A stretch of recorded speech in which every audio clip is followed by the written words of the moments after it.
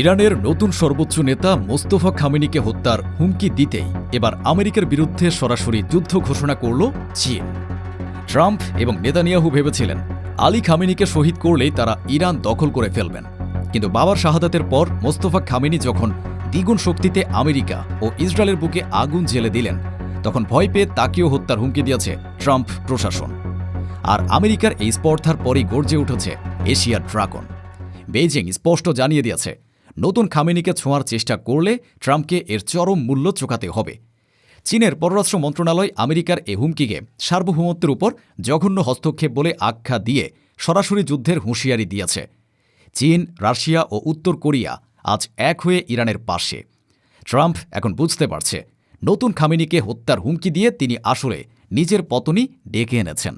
কিন্তু প্রশ্ন হল, নতুন মোস্তফা খামেনির এমন কি রণকৌশল যা দেখে ট্রাম্প ও নেতানিয়াহুর রাতের ঘুম হারাম হয়ে গেছে? আমেরিকা যখন বারবার এ যুদ্ধ থেকে পিছু হটতে চাইছে, তখন ইরান কেন শেষ দেখে ছাড়ার পণ করেছে?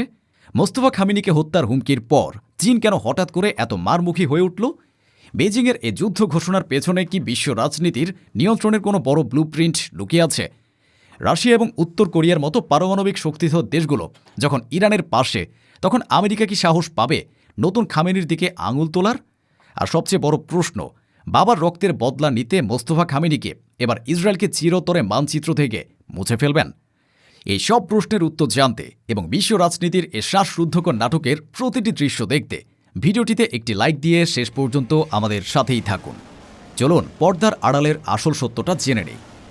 আমেরিকা এবং ইসরায়েলের যৌথ হামলায় ইরানের সর্বোচ্চ ধর্মীয় নেতা আয়াতুল্লাহ আলী খামেনির শাহাদাত ছিল মধ্যপ্রাচ্যের ইতিহাসের এক বিশাল টার্নিং পয়েন্ট।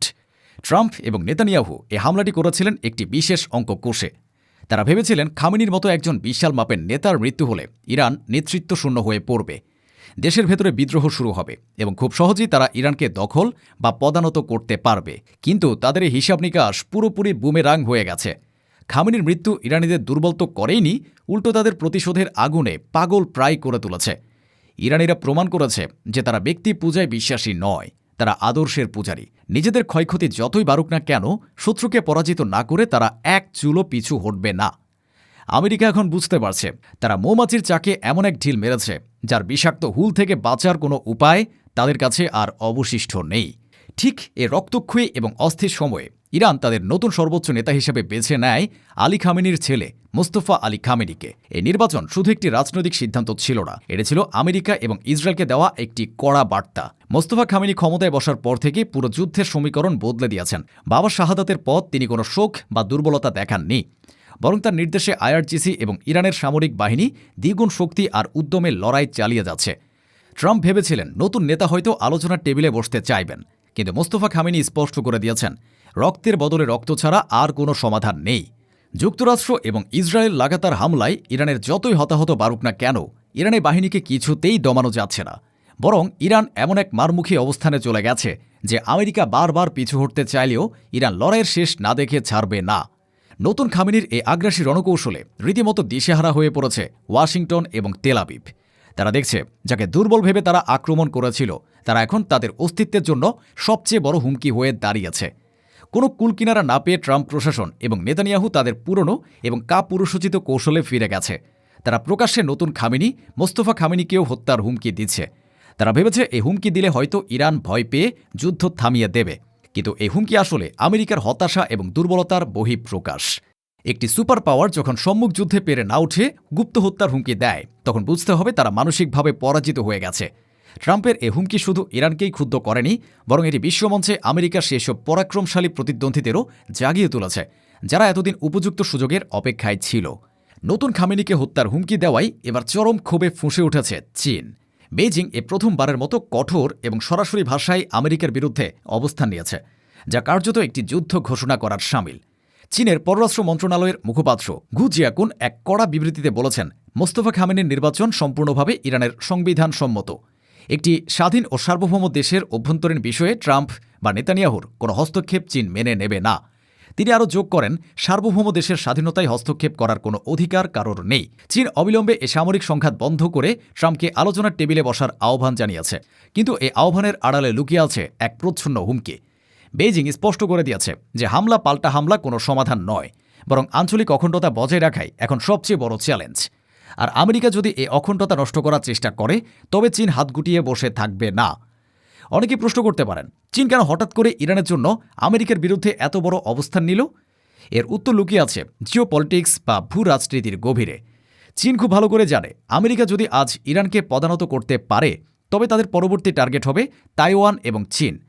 ইরান হল মধ্যপ্রাচ্যের চীনের সবচেয়ে বড় জ্বালানি সরবরাহকারী এবং বেল্ট অ্যান্ড রোড ইনিশিয়েটিভ মানে BRI-এর সবচেয়ে গুরুত্বপূর্ণ অংশীদার।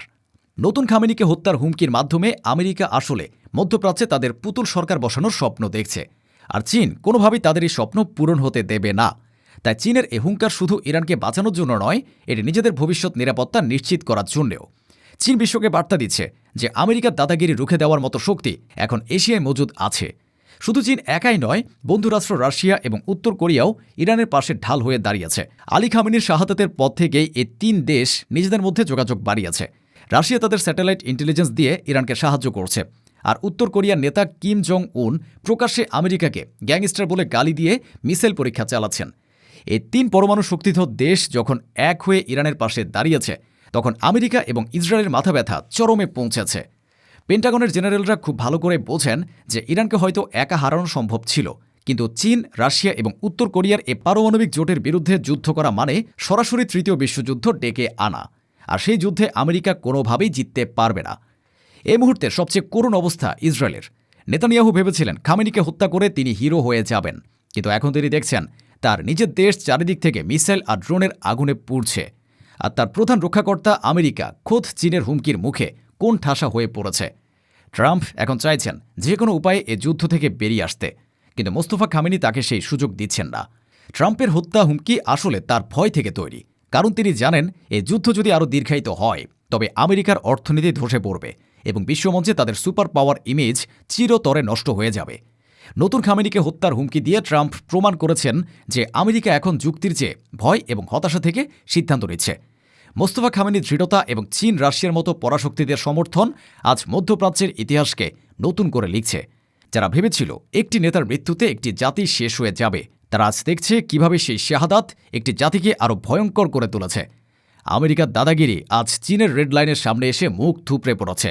ইসরায়েল এখন বুঝতে পারছে তারা এমন এক আগুন নিয়ে খেলছে যা তাদের নিজেদেরই পুড়িয়ে ছাই করে দেবে। প্রিয় দর্শক, আপনারা কি মনে করেন মোস্তফা খামেনিকে হত্যার এই হুমকি দিয়ে ট্রাম্প কি নিজের বিপদ নিজেই ডেকে আনলেন? চীনের এ যুদ্ধ ঘোষণার পর আমেরিকা কি এবার পিছু হটতে বাধ্য হবে? বাবার রক্তের বদলা নিতে মোস্তফা খামেনি কি পারবেন ইসরায়েলকে চিরতরে ধ্বংস করতে?